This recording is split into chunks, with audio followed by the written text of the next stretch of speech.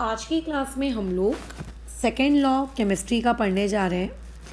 कल हम लोगों ने पहला लॉ पढ़ा था जिसका नाम था law of conservation of mass. उसमें एक अच्छी खासी गहन चर्चा भी हम लोगों ने की है ना, कि law of conservation of mass क्या है, ठीक है, और कहाँ से आया, क्यों इसकी इम्पोर्टेंस है, और क्या ये law of conservation of mass करता है, वगैरह वगैरह। इस बारे में हम लोगों का डिस्कशन हो गया था। आज हम लोगों का नेक्स्ट टॉपिक जो है वो बेसिकली है लॉ ऑफ कांस्टेंट प्रपोर्शन। ठीक है, ये आप लोगों का सेकेंड लॉ है जो कि काफ़ी इम्पोर्टेंट लॉ है, छोटा सा है, प्यारा सा है। इसको समझना, इसकी जो थ्योरी है ना वो बिल्कुल भी कठिन नहीं है। इसके जब न्यूमेरिकल्स बनाने को आते हैं तब एक छोटा सा कन्फ्यूजन हो जाता है कि इसके न्यूमेरिकल्स को हम बनाए कैसे, बस। अदरवाइज ये जो चीज़ है वो कुछ भी नहीं है, बहुत ही बहुत ही बहुत ही बहुत ही बहुत ही प्यारी है। खैर, तो शुरू करते हैं। ये जो लॉ ऑफ कांस्टेंट प्रोपोर्शन है इसको भी ऑब्वियस है किसी ना किसी ने प्रपोज किया होगा, किसी ने इसको दुनिया के सामने लेकर आया होगा। ठीक है, अच्छा, तो ऐसे केस में ये जो लॉ ऑफ कांस्टेंट प्रोपोर्शन है, ये following law of constant proportion ये दिया था आपके प्राउस्ट ने, PROUST, ठीक है, बराबर इन्होंने दिया था। अच्छा, तो ये जो प्राउस्ट नामक साइंटिस्ट थे इन्होंने दुनिया को बताया कि देखो मैं एक लॉ दे रहा हूँ, ठीक है, ये लॉ आप इसको मानोगे कि ये लॉ ऑफ कांस्टेंट प्रोपोर्शन है। साथ ही साथ में उन्होंने ये कहा कि आप इस लॉ का एक अदर नाम भी रख सकते हो, आप इसको एक दूसरे नाम से भी कह सकते हो, ठीक है, लॉ ऑफ डिफिनाइट प्रोपोर्शन। ठीक है, इसे आप दूसरे नाम से भी कह सकते हो, इसका नाम है लॉ ऑफ डिफिनाइट प्रोपोर्शन। अब ये जो लॉ है, ये लॉ कहता क्या है? ये जो प्राउस्ट नामक साइंटिस्ट थे, अच्छा, इनका खैर पूरा नाम था जोसेफ प्राउस्ट, ठीक है, इनका पूरा नाम था जोसेफ प्राउस्ट। इन्होंने दुनिया को कहा क्या? ठीक है, उन्होंने ये कहा कि देखो अब जो पानी होता है, पानी कहाँ कहाँ से आ सकता है? तो लोगों ने उनको जवाब दिया, ठीक है, कि देखो सर, पानी तो नदी से भी आ सकता है, पानी तो कुएं से भी आ सकता है, पानी तो आप कहें तो झरने से भी आ सकता है, नाले से भी आ सकता है, बारिश से भी आ सकता है। उन्होंने ये कहा। तो यानी कि अगर मैं पूछूं वाटर के क्या क्या सोर्स हैं, तो आप मुझे बताओगे कि मैडम वाटर के बहुत सारे सोर्स हो सकते हैं। ओशन हो सकता है वाटर का सोर्स, ग्राउंड वाटर हो सकता है, या फिर मैं कहूँ वेल वगैरह हो सकती है। वाटर किसी नाले में भी बह सकता है, बस थोड़ा सा डर्टी रहेगा। ठीक है, रेन के फॉर्म में वाटर का सोर्स हमको मिल सकता है। So there are different sources.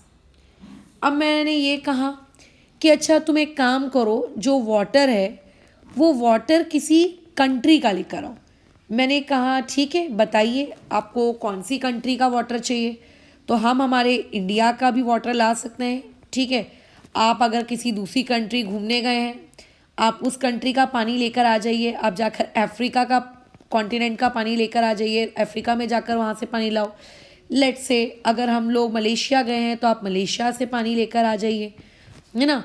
अगर आप मान लेते हैं बुका गए हैं, आप बुका से पानी लेकर आ जाइए। जहाँ भी आप जा रहे हो उस पर्टिकुलर जगह से आप पानी कलेक्ट करके आ जाओ, चाहे वो वाटर किसी भी सोर्स से आ रहा हो, चाहे वो वाटर किसी कंट्री से आ रहा हो, चाहे वो वाटर की पैकेजिंग हरी बॉटल में की गई हो या नीली बॉटल में की गई हो। पैकेजिंग एक आदमी ने की है, एक औरत ने की है, चाहे कुछ भी हो रहा हो, वाटर का जो फॉर्मूला है ना वो किसी भी हालत में चेंज नहीं होगा। Formula remains same. ठीक है, फॉर्मूला जो है वाटर का, ठीक है, फॉर्मूला रिमेन्स सेम, फॉर्मूला कभी चेंज नहीं होगा। ठीक है, यानी कि अगर वाटर का फॉर्मूला हम सब जानते हैं, मुझे नहीं लगता हम में से कोई एक ऐसा है जिसको ये नहीं पता है कि पानी का फॉर्मूला H2O होता है। अगर कोई ऐसा है तो खैर अभी इस बात को अपने ध्यान में रख लो, ठीक है, बराबर। अच्छा, तो वाटर का जो फॉर्मूला होता है, ठीक है, वो होता है H2O। अब पानी चाहे कुएं का हो, चाहे पानी आपके झरने का हो, पानी का फॉर्मूला हमेशा सेम रहेगा। ठीक है, आप किसी भी सोर्स से पानी लेकर आ जाओ, हमेशा फॉर्मूला सेम रहेगा। यानी कि हमेशा 2 हाइड्रोजन और 1 ऑक्सीजन को मिलाकर ही वाटर बनेगा।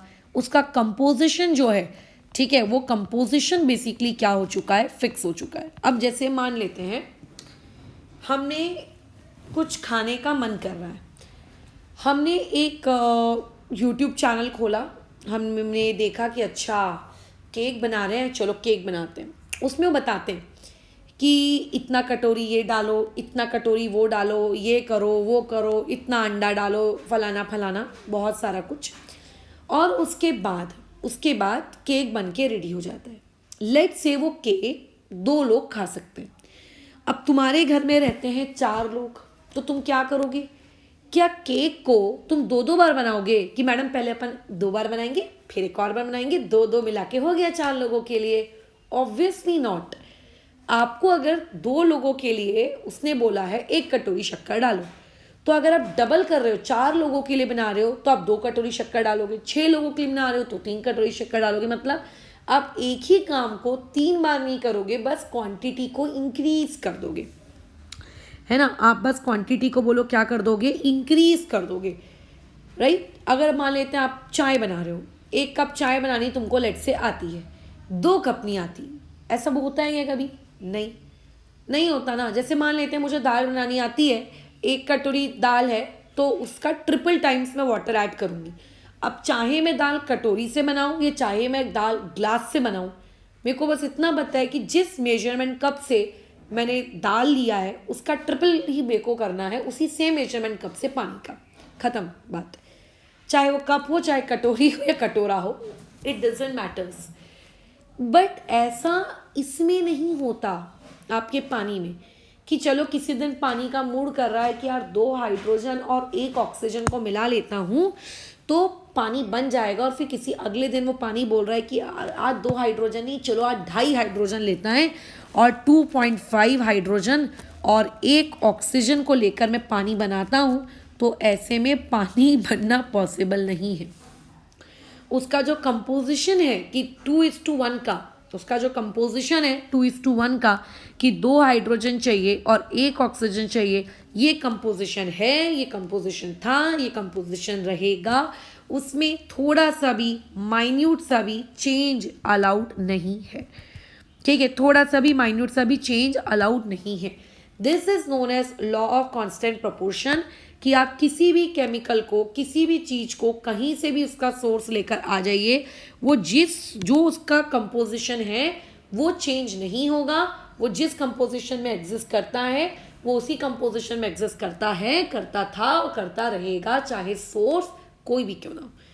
लाइक CO2 का सोर्स क्या क्या हो सकता है? अगर मैं CO2 के सोर्स की बात करूँ तो अगर आप कचरा जलाते हो, आप किसी भी प्रकार का कंबशन करते हो, ठीक है, अब लकड़ी जला रहे हो या फिर किसी फैक्ट्री से धुआं निकल रहा है, व्हाटएवर, किसी भी प्रकार का कंबशन करते हो, वो आपका एक सोर्स हो सकता है। रेस्पिरेशन हम करते हैं, वैसे तुम्हें शायद पता है, नहीं पता, आई डोंट नो, बट मेरे हिसाब से तो पता होना चाहिए। जब हम एयर को इनहेल करते हैं तो O2 लेते हैं, और जब एयर को एक्सेल करते हैं तो उसमें CO2 छोड़ते हैं, तो उस रेस्पिरेशन के दौरान CO2 बाहर आता है, राइट। अच्छा, उसके अलावा हमारे एटमॉस्फेयर में पहले से CO2 रहता है ना। कई बार कई ऐसी फैक्ट्रीज होती हैं जिन फैक्ट्रीज की चिमनी से CO2 गैस निकलती है, तो CO2 गैस कहीं से भी निकले। अच्छा, इसके अलावा चलो कोल्ड ड्रिंक्स जो आप पीते हो, कोको कोला, थम्स अप, है ना, वगैरह वगैरह प्रकार की कोल्ड ड्रिंक्स, ये अलग अलग प्रकार की कोल्ड ड्रिंक्स में भी आपके CO2 गैस होती है। तो ये चाहे आपकी CO2 गैस का सोर्स कोई भी हो, इट डजेंट मैटर्स, सोर्स चाहे कुछ भी हो, एक बात लिखवा लो, CO2 का फॉर्मूला CO2 है, CO2 था और CO2 ही रहेगा। यानी कि CO2 बनाने में हमको 1 कार्बन और 2 ऑक्सीजन लगे थे, तो हाँ, हमें 1 कार्बन और 2 ऑक्सीजन ही लगेंगे, चाहे वो CO2 फैक्ट्री से निकल रही हो, चाहे वो CO2 कोल्ड ड्रिंक की हो, या चाहे वो CO2 एटमॉस्फेयर की हो। अगर तुम ये करोगे कि नहीं मैडम, मैं आज मेरा मूड कर रहा है 11 सी ले लेता हूँ और कुछ 15-20 ऑक्सीजन ले लेता हूँ, और चलो अपन दोनों मिलकर ना फिर CO2 बनाते हैं, ठीक है, ऐसा अगर मन कर रहा है, तो ऐसे में कभी भी CO2 नहीं बनेगी। CO2 तभी बनेगी जब आप उसका कंपोजिशन फिक्स रखोगे, चाहे आप उसको बनाने का तरीका कोई भी इम्प्लीमेंट करो, ठीक है, चाहे आप उसको बनाने का तरीका कोई भी इम्प्लीमेंट करो, इट डजेंट मैटर, ठीक है। तरीका कुछ भी हो सकता है, मेथड ऑफ प्रिपरेशन कुछ भी हो सकती है, कोई भी केमिकल, ठीक है। मैं सिर्फ CO2 या फिर सिर्फ वाटर के लिए ये चीज़ नहीं बता रही हूँ, मैं किसी भी केमिकल के लिए बता रही हूँ, फॉर एनी केमिकल, किसी भी केमिकल के लिए, किसी भी कंपाउंड के लिए, ठीक है। ये एक फिक्स्ड नियम है, उसका चाहे कोई भी आप मेथड यूज़ करो उसको प्रिपेयर करने के लिए, ठीक है। ऑब्वियस है कि आपको चीज़ें प्रिपेयर करनी पड़ती है। आप कोई भी मेथड ऑफ प्रिपरेशन आप यूज़ करो, आप कोई भी सोर्स आप यूज़ करो, चाहे वो जलाकर कंबशन करके आ रहा हो, फैक्ट्री की चिमनी से आ रहा हो, कहीं से भी आ रहा हो, प्राउस्ट हमारा ये कहता है कि आप लोगों का इन सारे तरीकों के बावजूद उस कंपाउंड का जो कंपोजिशन है, ठीक है, वो कंपोजिशन जो है वो फिक्स रहेगा, बराबर। कंपोजिशन फिक्स रहेगा का क्या मतलब होता है madam? What do you mean by the term composition? Composition fix रहेगा का मतलब ये होता है कि जितने एटम्स उस पर्टिकुलर कंपाउंड को बनाने के लिए लग रहे थे, जैसे CO2 को बनाने के लिए 1 कार्बन और 2 ऑक्सीजन लग रहा था, तो वो उतना ही लगेगा। आप उस एटम को थोड़ा भी बढ़ाओगे घटाओगे तो वो चीज़ नहीं बनेगी, एटम्स फिक्स रहेंगे, ठीक है। या फिर अगर आपको ये नहीं बोलना है कि नहीं नहीं मैडम एटम्स वर्ड मेरे को अच्छा नहीं लग रहा, तो आप ये भी बोल सकते हो कि उस मास को हम लोग क्या रखेंगे, फिक्स रहेगा, उस कंपाउंड का जो मास है वो फिक्स रहेगा, ठीक है, वो आप चेंज नहीं कर सकते। अगर आपने चेंज कर दिया तो वो कंपाउंड आपका क्या हो जाएगा, चेंज हो जाएगा, है ना। ये सारी बातचीत लॉ ऑफ कांस्टेंट प्रोपोर्शन कहता है, दैट्स ऑल, खत्म कहानी। यही था आपका लॉ ऑफ प्यारा सा कांस्टेंट प्रोपोर्शन। ज़्यादा कुछ कठिन है ही नहीं, मैं बता दूँ, बहुत प्यारी प्यारी चीज़ है। तो ये 2 लॉ हम लोगों ने पढ़े। अभी इन 2 लॉज के अलावा और भी लॉ होते हैं, बट आप लोगों का जो 9th क्लास का सिलेबस है, बेसिक सिलेबस, वो इन 2 ही लॉज को अलाउ करता है। तो हमारे ये 2 लॉज थे जिनको हम पढ़ चुके हैं। इसके बाद हम लोगों को अब डाल्टन एटॉमिक थ्योरी पढ़नी है, बट डाल्टन एटॉमिक थ्योरी में जाने से पहले हम कुछ न्यूमेरिकल सॉल्व कर लेते हैं, law of conservation of mass and law of constant proportion को लेकर, ठीक है। फिर डाल्टन एटॉमिक थ्योरी में मूव